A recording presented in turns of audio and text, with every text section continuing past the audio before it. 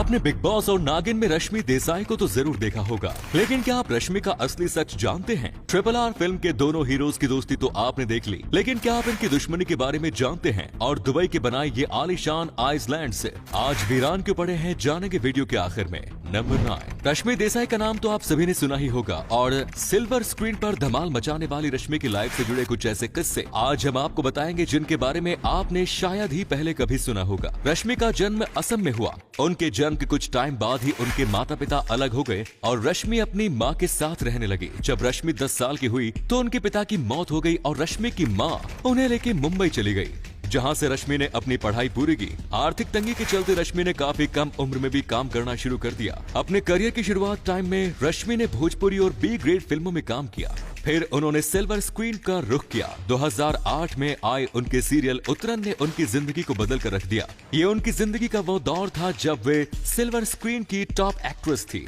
इसी दौरान उन्हें प्यार हुआ नंदिश संधू से, जो उतरन में उनके को स्टार थे। 2012 में दोनों ने शादी कर ली, पर ये शादी सिर्फ 3 साल चली और 2015 में दोनों का तलाक हो गया। तलाक के बाद रश्मि डिप्रेशन में चली गई, पर उन्होंने हिम्मत नहीं हारी। वे लगातार सीरियल्स कर रही थी और अपनी एक्टिंग का लोहा मनवा रही थी। उन्होंने बिग बॉस 13 में भी हिस्सा लिया, जहां उन्हें बॉयफ्रेंड अरहान खान के साथ देखा गया। पर बिग बॉस के दौरान ही दोनों अलग हो गए, क्योंकि शो के दौरान ही सलमान खान ने खुलासा किया कि अरहान रश्मि के पैसों के लिए उन्हें डेट कर रहा है। रश्मि आज टीवी की दुनिया की सबसे शानदार एक्ट्रेसेस हैं और अब वे OTT प्लेटफॉर्म्स के साथ कुछ प्रोजेक्ट्स पर काम कर रही है, जो जल्द ही आपके सामने होंगे। नंबर 8। फिल्म RRR भारतीय सिनेमा के आज तक के सारे रिकॉर्ड तोड़ चुकी है। साथ ही इस फिल्म के चलते दो परिवारों के बीच 35 साल से चली आ रही दुश्मनी भी खत्म हुई है। कैसे, चलिए आज आपको बताते हैं।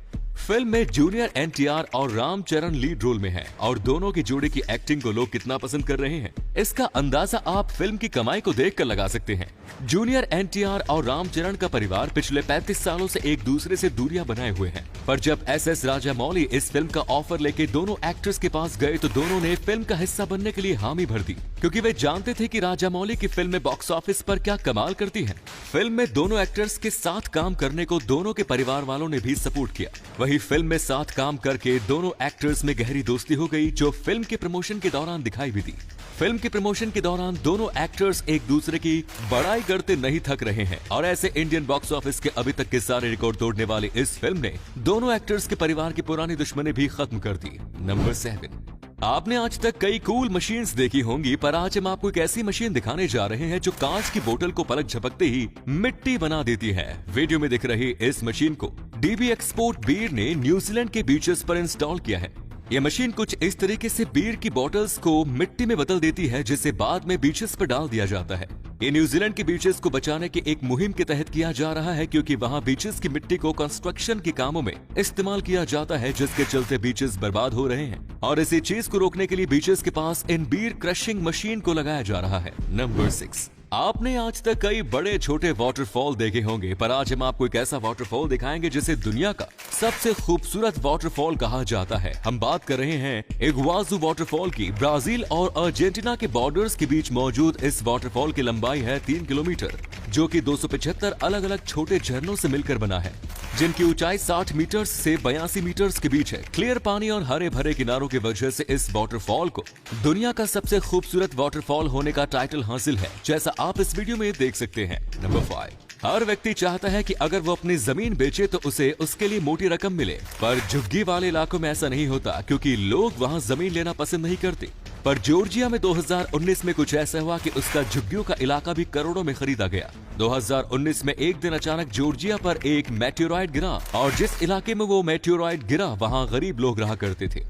मेटेओराइट गिरने के चलते उस इलाके पर रिसर्चर्स की नजर पड़ी और उन्होंने झुग्गी वाले उस इलाके की जमीन को करोड़ों देकर रिसर्च पर्पस से खरीद लिया। इसे कहते हैं किस्मत। नंबर 4। फ्यूल के दाम पिछले कुछ टाइम से आसमान छू रहे हैं, जिससे परेशान होकर महाराष्ट्र के एक व्यक्ति ने कुछ ऐसा किया कि देखकर आप भी सोच में पड़ जाएंगे। मिलिए शेख यूसुफ से। औरंगाबाद डिस्ट्रिक्ट के रहने वाले यूसुफ पेशे से एक लैब असिस्टेंट है, जो YB Chauhan college of pharmacy में काम करते हैं। बढ़ते फ्यूल प्राइस से परेशान होकर उन्होंने 40,000 रुपए में एक घोड़ा खरीद लिया और अब वे एक जगह से दूसरी जगह खाने के लिए अपने घोड़े का ही इस्तेमाल करते हैं। इनको कोई ये बताओ कि घोड़ा चने खाता है जो पेट्रोल से भी महंगे आते हैं, पर अपने इस एक्शन से यूसुफ सोशल मीडिया सेंसेशन जरूर बन गए हैं। नंबर 3, नासा की कैलकुलेशंस की माने तो अवेलेबल टेक्नोलॉजी की मदद से एक इंसान लगभग 500 दिन में मार्स तक पहुंच सकता है, पर अब इस सफर को सिर्फ 45 दिन में पूरा किया जा सकेगा। कैसे, चलिए आज आपको बताते हैं।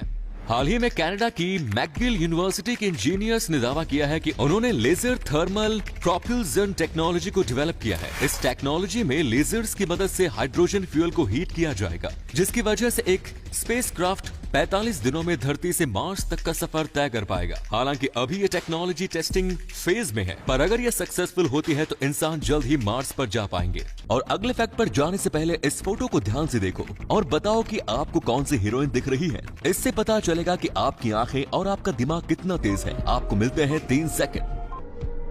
नंबर 2, भारत में हर दिन काफी ज्यादा खाना वेस्ट होता है, पर कई लोग ऐसे भी होते हैं जो खाने की तंगी की वजह से भूखे पेट सोते हैं। ऐसे में इस समस्या से कैसे निजात पाया जाए, इसके बारे में आज हम आपको बताएंगे। खाना 2 तरीके से वेस्ट होता है, एक तो खेत से लोगों के घर तक आने में और दूसरा लोगों के घरों में बने खाने से बचे बासी खाने में। इस चीज का सोल्यूशन निकाला है कनाडा की टोरंटो में बेस्ड कंपनी लोब्लॉ ने। ये कंपनी बासी फ्रूट्स और वेजिटेबल्स को पैक करके फ्रेश फ्रूट्स और वेजिटेबल्स के मुकाबले काफी सस्ता बेचती है, जिसे गरीब लोग अफोर्ड कर पाते हैं। साथ ही ये लोग बचे हुए पके खाने को इकट्ठा करते हैं और उसमें से खाने लायक चीजों को गरीब लोगों में बांट देते हैं। अगर दुनिया भर में ऐसी कंपनीज बना दी जाए तो खाने की वेस्टेज को काफी हद तक कम किया जा सकता है। आपका इसके बारे में क्या ख्याल है, कमेंट्स में लिखकर बताएं। नंबर 1, दुबई का नाम सुनते ही जो चीज दिमाग में आती है वो है यहाँ की आलीशान बिल्डिंग्स और आर्टिफिशियल आइलैंड्स। पर दुबई में एक आर्टिफिशियल आइलैंड प्रोजेक्ट ऐसा भी है जो खूब पॉपुलर होने के बाद भी वीरान पड़ा है। हम बात कर रहे हैं दुबई के द वर्ल्ड आइलैंड प्रोजेक्ट की। जब ये प्रोजेक्ट शुरू हुआ तो लोगों ने इसमें खूब दिलचस्पी दिखाई, क्योंकि इस प्रोजेक्ट में डेवलप किए गए प्राइवेट आइलैंड लोगों को काफी अट्रैक्टिव लग रहे थे रहने के लिए। इसीलिए लोगों ने काफी मोटी रकम देके इन्हें खरीदा। फिर आ गई 2008 की तंगी और जमीन के भाव तेजी से गिरने लगे, जिसके चलते लोगों ने इस प्रोजेक्ट में इन्वेस्टमेंट से हाथ खींचा और साथ ही लोगों को पता चला कि ग्लोबल वार्मिंग के चलते ये आइलैंड्स जल्दी ही पानी में डूब जाएंगे, जिसके चलते लोगों ने इन आइलैंड्स पर रहने का आइडिया ड्रॉप कर दिया और ये आइलैंड्स हमेशा के लिए वीरान हो गए। दोस्तों, इस वीडियो को शेयर करोगे तो आपके दोस्तों को पता चलेगा कि आप कितने इंटरेस्टिंग नॉलेज वाली वीडियोस देखते हैं, इसलिए इस वीडियो को शेयर करना मत भूलना। मिलते हैं कल एक और एक्साइटिंग वीडियो के साथ। वीडियो देखने के लिए